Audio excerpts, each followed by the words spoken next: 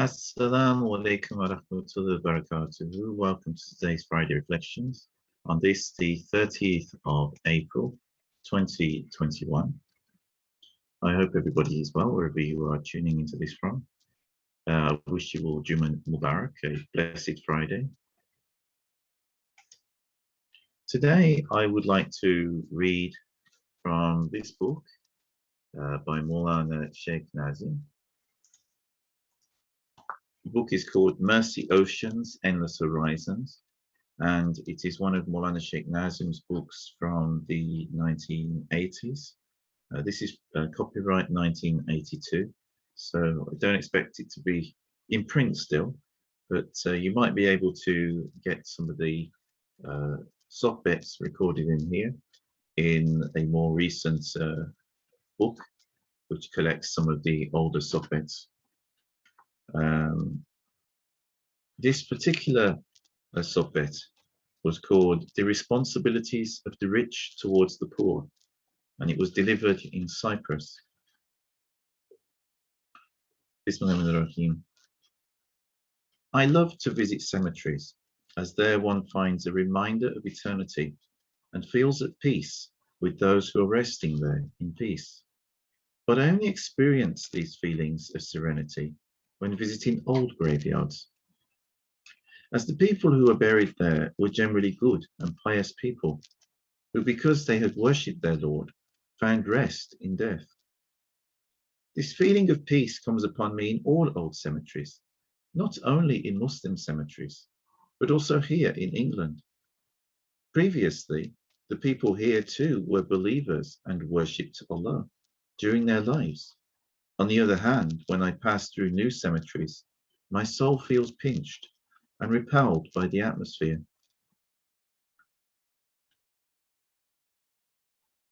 My soul hates new cemeteries.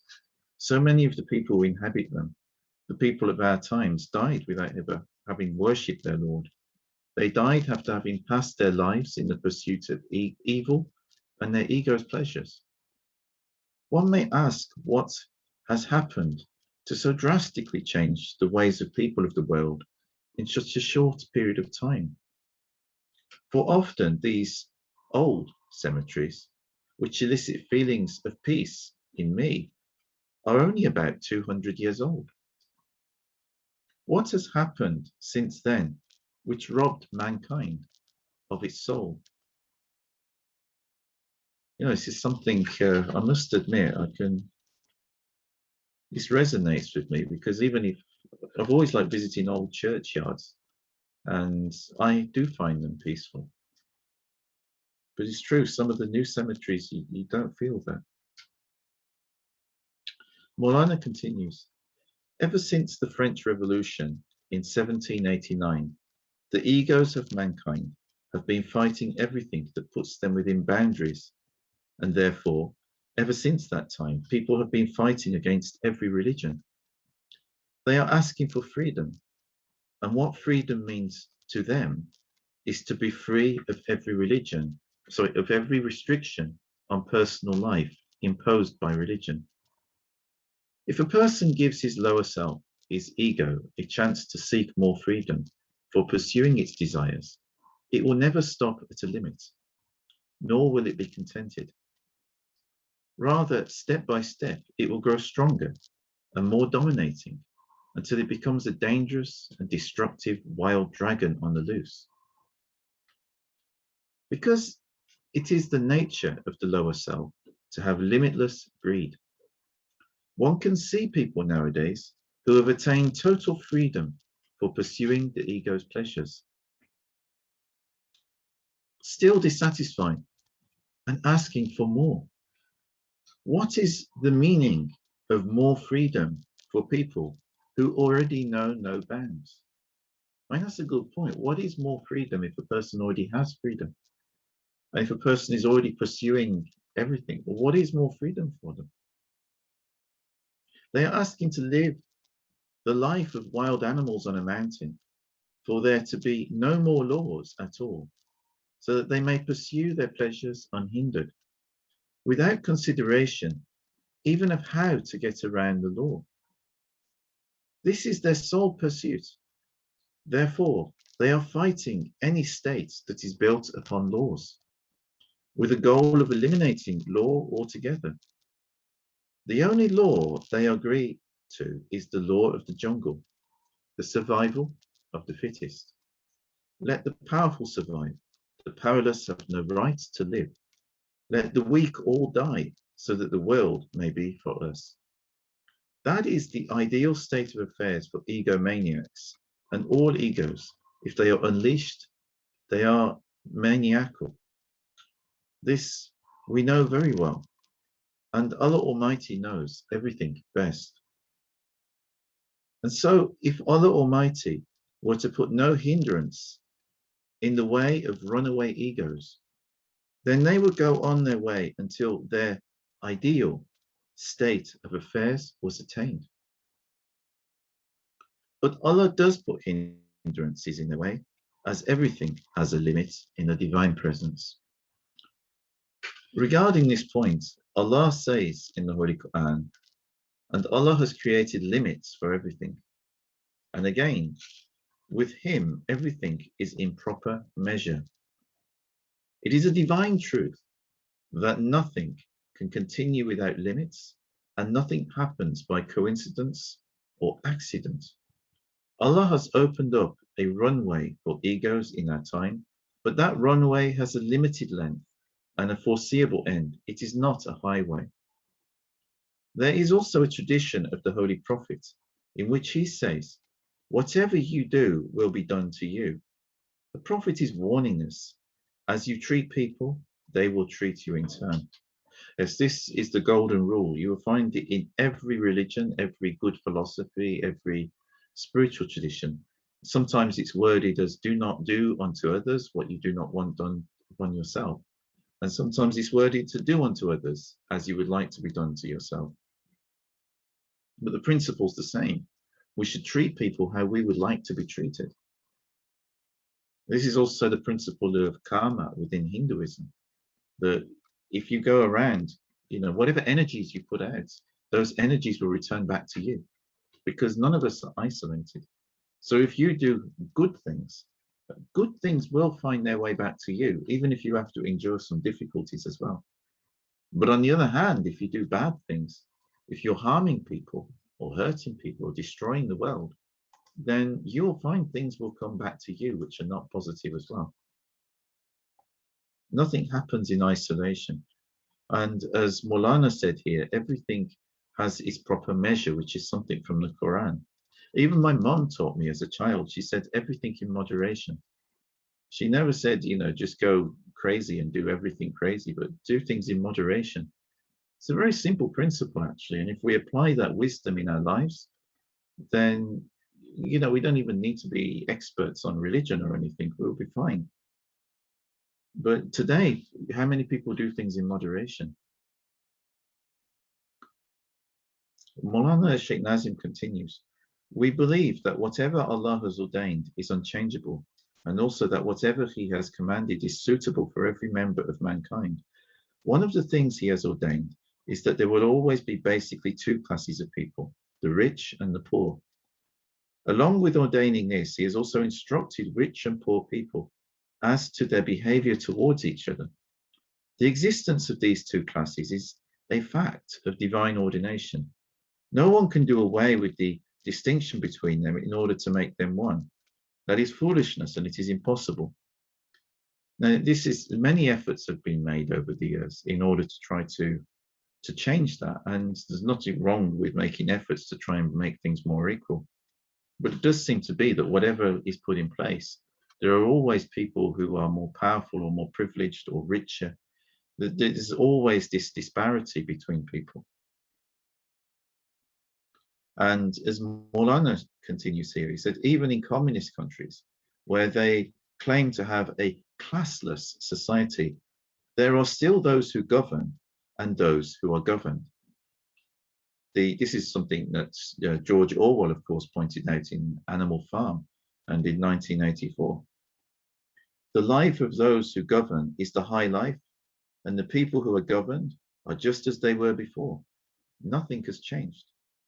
But at the same time, that Allah has ordained that some people will have larger shares of his world's riches than others.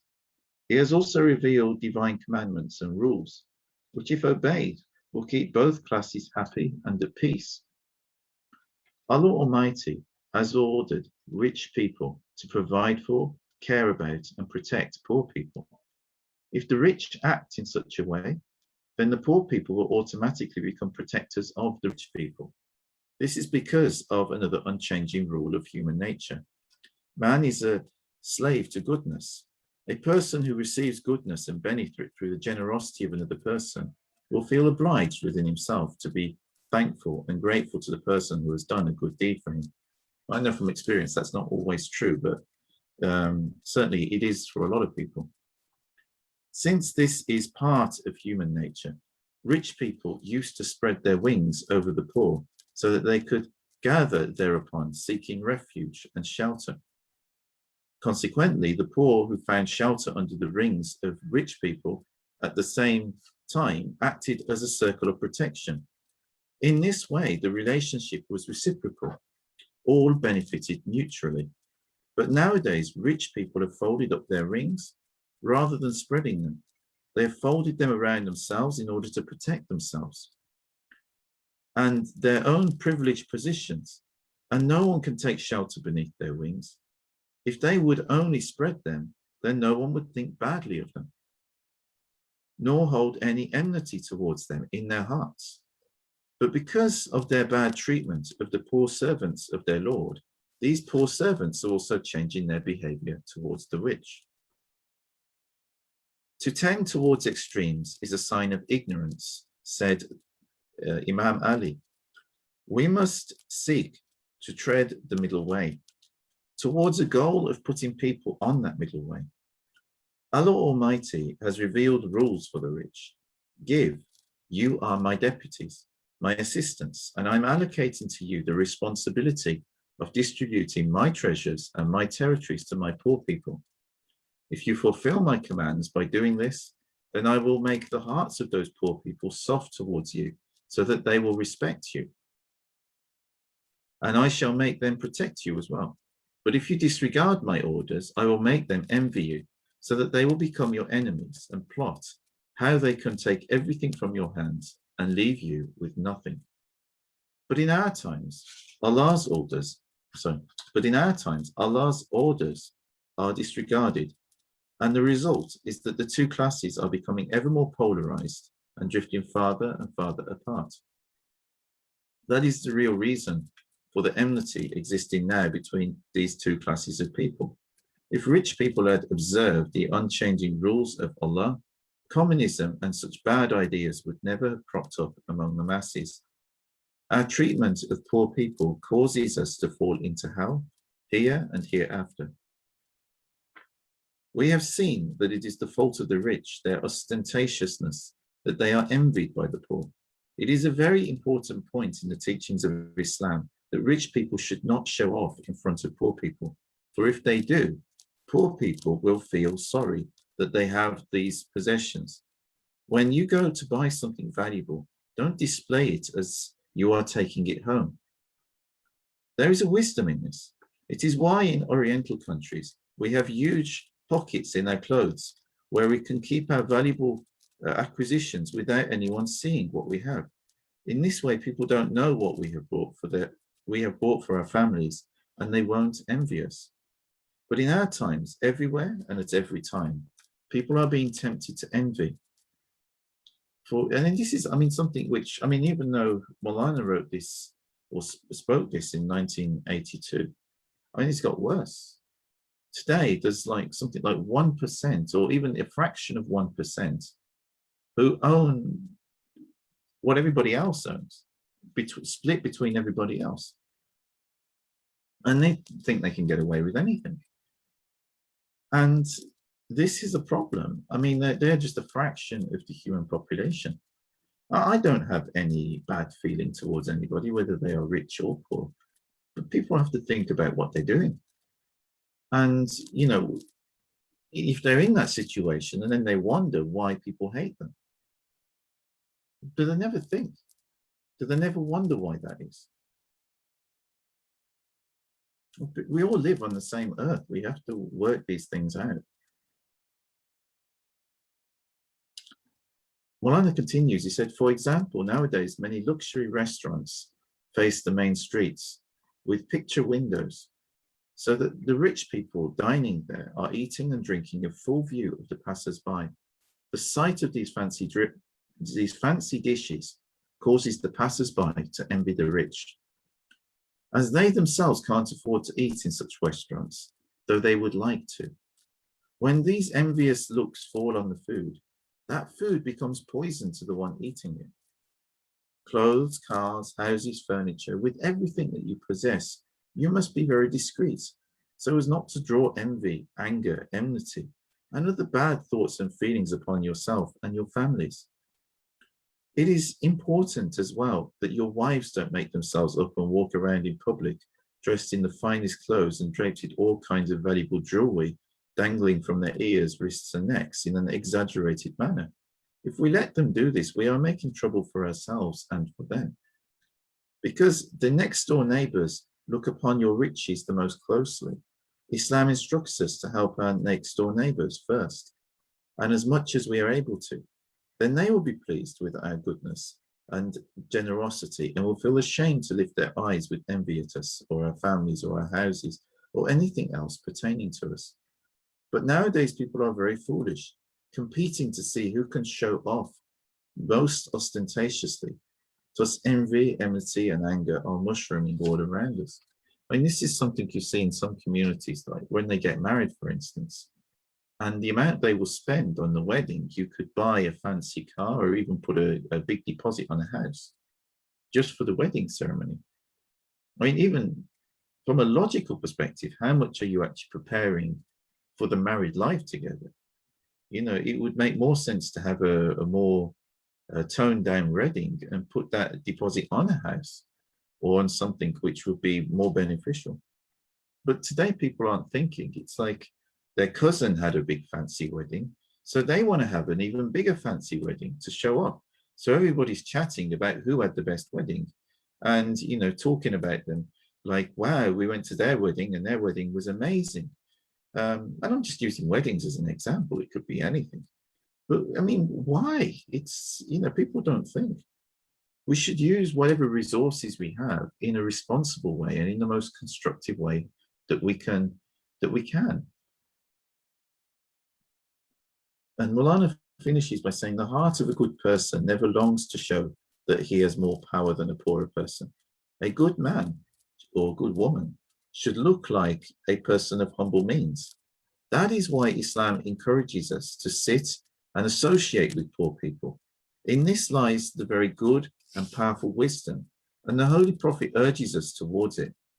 Divine wisdom tells us through the Prophet, peace be upon him, O rich and powerful people, keep in contact with the poor, so that Satan cannot divide you and make you drift further and further from each other. Mix and mingle with poor people, so that the two classes will never be alienated strangers and enemies to each other. The Prophet points out that sitting with poor people is a sign of humbleness, that humbleness brings us every goodness and good characteristic, while pride brings us badness and destroys good character. The punishment we are experiencing in, well, he said in the 20th century, because this was in 1982, in the way of class struggle, is coming upon us because of our bad treatment of the poor, our being in conflict with and not heeding divine orders. Every trouble comes upon man for that reason. Now, although Mawlana Shaykh Nazim spoke these words in 1982, there is a good deal of it which applies today, and some of it applies today even more than when Mawlana Shaykh Nazim said that. The small percentage of extremely wealthy people has increased, and a lot of people have become proportionally poorer because the value of money goes down. So even if they're earning a similar amount of money, that value of that money has actually dropped. And in comparison to the very wealthy people in society, they are further apart from each other. I mean, there are literally people in society now that you'll almost never meet. because they are living almost in a parallel world of their own, just surrounded by their own class of super wealthy people, and how they live their lives and what pastimes they have is just so very different from what everybody else is doing or even necessarily would want to do. And I mean, this creates problems when you have such disparity between people. So it's important that rather than making people further from each other, we seek opportunities to bring people together, and then people think about each other and each other's issues and problems. I mean, why do a lot of rich people tie themselves up like this and build, live in walled estates? And, it's because they feel they need to do that in order to be safe, because they feel they're going to be robbed at every corner. And on the other hand, why are poor people angry? It's obvious, or it should be. So we need to balance that. If we want peace within society, I mean, this is not even talking about people from different countries. This happens in every country. Between people who are English or people who are Americans or people who are Indonesians or South Africans, you've got some super wealthy people and really poor people that don't even have, in a lot of these other countries, I mean, we have some safety nets in the UK and in some European countries, but in many countries, there is not even any safety nets provided by the government. So you've got people living in shelters which are worse than what we would even, use for animals in Britain. And this really is wrong. And obviously, it creates a situation where people envy, and where if those people come together, then, you have a very disrupted society with an awful lot of problems and a lot of crime issues. Whereas there are things that can be done which will bring people together and which will reduce the disparity between people. And we need to focus on that if we want to have peaceful societies in the future. There's no way anybody can wrap themselves up and think themselves totally isolated from the rest of the world. It's just not true. This COVID-19 pandemic, for instance, has showed that clearly to all of us. Doesn't matter who you are. There was very wealthy people who caught it and very poor people who caught it. And even some of the very wealthy people, they died of it. We are all connected, and we can't separate. So we have to be more pragmatic and thoughtful as we move forward. If you find these videos useful, please don't forget to subscribe to my Instagram, Facebook, YouTube, wherever you watch them. I go live on Instagram and Facebook for my Thursday sohbets and my Friday reflections. And I also upload the final videos onto YouTube. So I wish you all the very best. If you're in the UK, have a lovely evening. And wherever you are in the world, may Allah bless you and have a wonderful weekend. Assalamu alaikum wa rahmatullahi wa barakatuh.